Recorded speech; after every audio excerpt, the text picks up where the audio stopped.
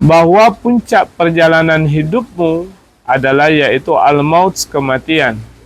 Maka beramallah untuk kematianmu itu sebelum kematian itu datang menjemputmu.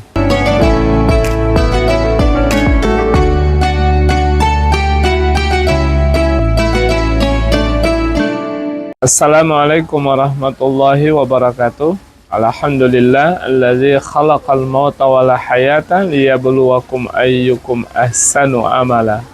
Allahumma shalli ala sayyidina Muhammad wa ala ali sayyidina Muhammad. Para jamaah sekalian yang dimuliakan Allah Subhanahu wa taala, kembali bertemu dengan kami di Dahlan Laduni Official untuk mendengarkan tausiah singkat. Pada malam hari ini insyaallah tema kita adalah sesuatu yang semoga bisa menggugah hati kita untuk mempersiapkan amal soleh dalam menghadapi kehidupan setelah kehidupan di dunia ini, yaitu tentang azab kubur. Barangkali kalau kita mendengar materi ini, banyak di antara kita yang pastinya akan merasa dirinya bagaimana nantinya kalau dia sudah berada di alam kubur tersebut. Bagi orang yang beriman, maka kita harus meyakini dan percaya yang namanya azab kubur itu memang ada, sebagaimana disabdakan dalam sebuah hadis Rasulullah sallallahu alaihi wasallam. Beliau mengatakan, "Lau anna bani Adam alimu kaifa azabul qabri ma nafa'ahumul aisyu fid dunya fata'awwazu billahil karim min azabil qabril wakhim." Kata Rasulullah sallallahu alaihi wasallam, andai kata manusia mengetahui bagaimana azab kubur, maka tidak bermanfaat bagi mereka usahanya di dunia. Fata'awwazu, maka mohonlah perlindungan billahil karim, kepada Allah yang maha mulia, min azabil qabri wahim, daripada azab yang menyakitkan. Hadirin jamaah yang dimuliakan Allah Subhanahu wa taala, yang perlu kita ketahui dan kita pahami secara bersama, hidup kita ini di dunia adalah hanya kehidupan yang pada dasarnya mencari pahala sebanyak mungkin, sebagai bentuk persiapan kita menghadapi kehidupan setelah kehidupan di dunia ini. Alam yang kita lewati dalam proses kehidupan ini adalah mulai dari alam arwah, alam rahim, dunia, alam barzah atau alam kubur, dan alam akhirat. Saat ini kita berada di tahapan alam yang ketiga, yaitu alam dunia. Dan dunia ini adalah sebagai ladang untuk mencari pahala sebanyak mungkin. Setelah kita melewati tahapan ini, selanjutnya kita akan ditempatkan oleh Allah Subhanahu wa taala, yaitu namanya alam kubur. Bahkan dalam sebuah firman Allah Subhanahu wa taala yang termaktub di dalam hadis kursi, yakni Allah Subhanahu wa taala mengatakan, gayatukal mautu fa'mal lahu qabla ayatiyaka, bahwa puncak perjalanan hidupmu adalah yaitu al-maut, kematian.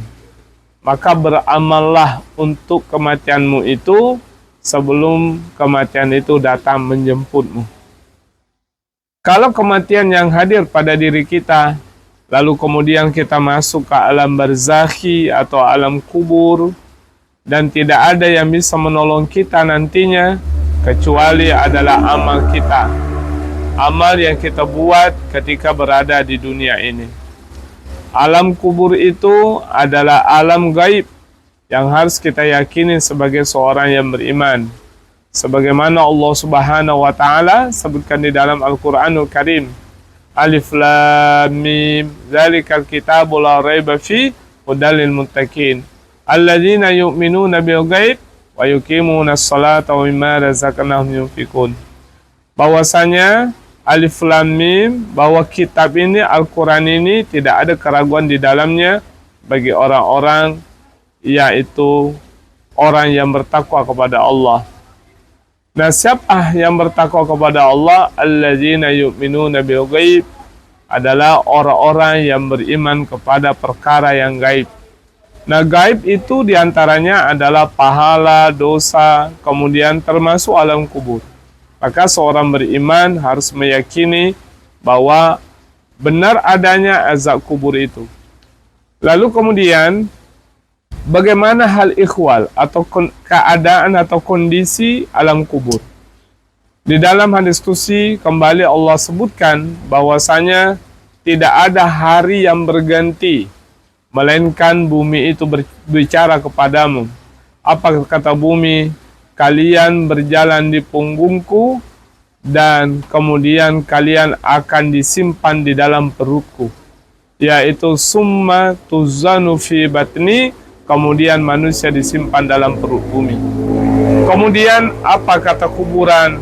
Aku adalah rumah kegerahan, aku adalah rumah meminta-minta, aku adalah rumah ular, aku adalah rumah kalajengking.